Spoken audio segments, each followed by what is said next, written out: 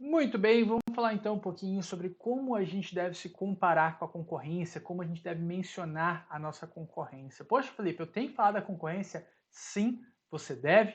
E se você não fizer isso, isso é um problema sério, de verdade. Isso pode pegar muito mal na sua apresentação, por diversos motivos. De verdade, isso realmente é um problema sério. Você tem que mencionar sim a sua concorrência. O primeiro desses motivos é porque quando você não menciona a sua concorrência, isso passa uma impressão de desleixo. Parece que você não se importou em pesquisar sobre o seu mercado, sobre o seu público-alvo, sobre o que outras empresas estão fazendo. Pode parecer também que, caramba, você acha que só você compreende o seu público-alvo, só você compreende a sua solução, o que, diga-se de passagem, não, provavelmente não é verdade, porque com certeza existem também muitas outras pessoas que já estudaram esse problema e que já estudam e trabalham com o seu público-alvo. Isso também passa uma impressão de que talvez a sua ideia não seja tão boa também. Porque se você não consegue encontrar uma outra ideia que seja minimamente parecida com a sua, isso pode ser o resultado de que a sua ideia já foi, sim, na verdade, colocada em prática antes, mas no final das contas não foi para frente, deu errado, a ideia morreu nas mãos de outras pessoas que vieram antes de você. A verdade é que é muito difícil a gente pensar em coisas 100% originais, totalmente originais, que ninguém nunca tentou antes. Essa é que é a verdade, é realmente muito difícil. E se você nunca encontrou, ninguém faça pelo menos algo parecido com o que você faz, é porque provavelmente você, na verdade, não pesquisou direito. É muito importante que você faça essa pesquisa. Também em site gringo, pesquisa em inglês, coloca no Google Tradutor e pesquisa sobre essa sua solução, sei lá, em francês, espanhol, italiano, pesquisa em várias outras línguas, para ver se realmente, para ter total certeza se realmente essa sua ideia nunca foi implementada em nenhum outro lugar, beleza? Além disso, isso pode também significar que você está deixando de aprender bastante com outras pessoas, porque caramba, é, trabalhar com inovação, trabalhar com novas ideias também diz muito respeito a copiar a ideia que outras pessoas já tiveram. Então você pode estar de fato perdendo muitas oportunidades de aprendizado, de verdade. É muito importante que você conheça seus concorrentes para copiar as boas práticas deles e melhorar aquilo que eles já fazem também. Então não tenha medo de fazer isso, de verdade. Conheça seus concorrentes, entenda quais são os seus diferenciais e copie o que for bom. Copie mesmo. É muito importante que você saiba, na ponta da língua, quem são os seus principais concorrentes e as pessoas com que você está lidando. Beleza? Além disso, é muito legal que nesses slides que você vai mostrar na sua apresentação de pitch, você coloque pelo menos 3 competidores principais. E eu estou mostrando aqui, não sei se vocês repararam, algumas maneiras diferentes da gente mostrar essa nossa concorrência. Então a primeira delas seria a gente fazer essa tabelinha onde eu coloco aqui os meus diferenciais e os diferenciais do meu concorrente. E aí, beleza, esse pitch da Totally Awesome é muito bom também. E aí ele coloca, poxa, a Totally Awesome tem o checkzinho, tem o confirma em todos os itens aqui dessa tabela. Mas o YouTube não tem em todos, e os demais concorrentes também não tem em todos. Somente a Totally Awesome possui todos os checkzinhos, todas as marcações. Você vai fazer algo parecido. Outra maneira de fazer isso é fazendo também esse diagrama de Venn aqui, onde você consegue botar essa interseção. Poxa, aqui tem essas determinadas coisas, aqui tem essas outras determinadas coisas, e eu estou aqui no meio, que sou a junção de todas essas coisas, e só eu faço isso. E aí você pode posicionar os seus concorrentes também onde é que eles se encaixam. Mas, de uma maneira geral, é legal que você mostre pelo menos 3 concorrentes seus, tá? Até mais, se você conseguir mostrar, seria bem interessante. Você não precisa trazer muitos detalhes a respeito dos concorrentes, mas é legal você mostrar que pesquisou, que entende eles minimamente. E é legal que você mostre aqui competidores diretos, indiretos e até mesmo substitutos para a sua solução. Muitas das vezes, por exemplo, em programas de intraempreendedorismo, programas de geração de ideias das grandes empresas que eu trabalho, às vezes a gente desenvolve uma ideia que vai ser desenvolvida internamente da minha empresa. A minha ideia, na verdade, é como se fosse uma spin-off, um adendo da minha empresa, uma coisa nova que vai surgir internamente da minha empresa. Beleza, mas é bem legal que você mostre também até outras ideias que poderiam substituir a minha ideia. E também até startups que poderiam substituir a execução da minha ideia trabalhando internamente da minha empresa. Então, de uma maneira geral, seja bem honesto e mostre que você pesquisou e mostre também os seus diferenciais. Porque uma vez que você pesquisou, você vai ter muita propriedade para falar dos seus diferenciais, beleza? Além disso, é muito importante que você também pesquise e faça comparações com as tecnologias desses seus concorrentes, dessas ideias, desses competidores diretos e indiretos. E é legal que você também evidencie os seus diferenciais. Então, fale sobre a sua tecnologia e fale sobre como que ela tem uma vantagem com relação à concorrência. poxa, a sua tecnologia é melhor, ela é mais barata, ela é mais simples. Então você tem que demonstrar isso através da demonstração que a gente já falou nos vídeos anteriores. E traga mais detalhes. De fato, isso vai ser realmente importante você também falar sobre esses seus diferenciais. Outra maneira da gente também mostrar esses nossos diferenciais, desse estilo de gráfico também, é um estilo muito legal. São 3 maneiras diferentes que você pode utilizar, todas elas funcionam muito bem. Além disso, a gente já sabe, já falei, mas eu vou repetir mais uma vez porque isso é extremamente importante e é uma coisa que eu mais reclamo das startups e empresas quando eu vou avaliar um pitch, é com relação aos dados que você coloca, tá? Então traga dados que comprovem mais uma vez o que você está dizendo.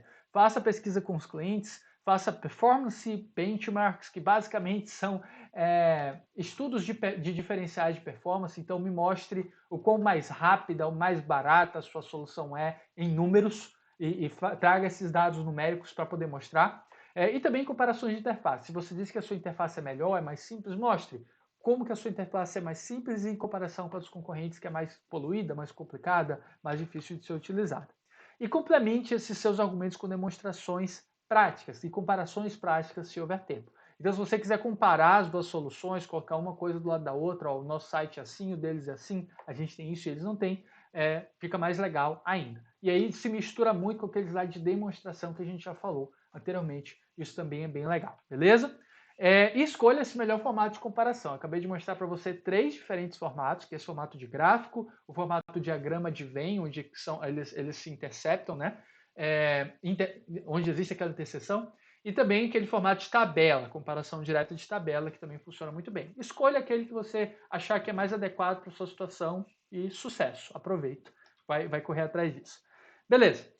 Vamos também falar agora um pouquinho sobre o tamanho de mercado, que é outra informação muito importante, que muitas empresas não sabem pesquisar, não sabem digerir essa informação, não sabem expô-la também. E vamos aprender agora a maneira correta de falar desse tal de TAM, SAM e SOM, que muita gente usa da maneira errada, como eu já mencionei. Vamos lá.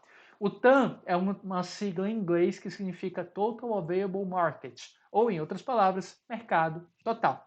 É o mercado total para o seu produto pensando nos próximos anos, beleza? Então você vai falar, sei lá, da quantidade de pessoas que podem usar o seu produto nos próximos anos, ou então a quantidade de dinheiro que você pode faturar. Você pode usar esse TAM, SAM dessas duas maneiras, ou quantidade de pessoas, ou quantidade de dinheiros, ou sei lá, quantidade de vendas. Não tem problema fazer isso, mas a lógica da abrangência tem que permanecer a mesma, seja lá como você for fazer. Então, beleza. Então, você pode falar desse tamanho de mercado, que é o mercado total, pensando nos próximos anos, tá? Então, você vai pensar assim, poxa, se todo mundo usar a minha ideia, quantas milhões de pessoas vão usar a minha ideia? Qual é o tamanho total desse mercado que existe hoje? Aí você coloca esse número aqui, beleza? Só que tome muito cuidado com isso, tá? Porque muitas das vezes as pessoas colocam dados que não fazem sentido. Então, às vezes as pessoas colocam assim, poxa, eu vou fazer um aplicativo de namoro para pessoas 50 mais. Beleza? Show de bola. E aí a pessoa coloca aqui o TAM, SAM e SOM, todas as pessoas, toda a população 50 mais do Brasil. Isso está errado, porque não são todas as pessoas 50 mais que vão querer usar o seu aplicativo. Você tem que selecionar apenas aquelas que estão solteiras, apenas aquelas que querem usar esse aplicativo, apenas aquelas que também vão conseguir operar o aplicativo. Enfim, você tem que considerar os fatores limitantes para esse seu tamanho de mercado. Então, tome muito cuidado com isso. Eu vejo as pessoas cometendo esse erro frequentemente.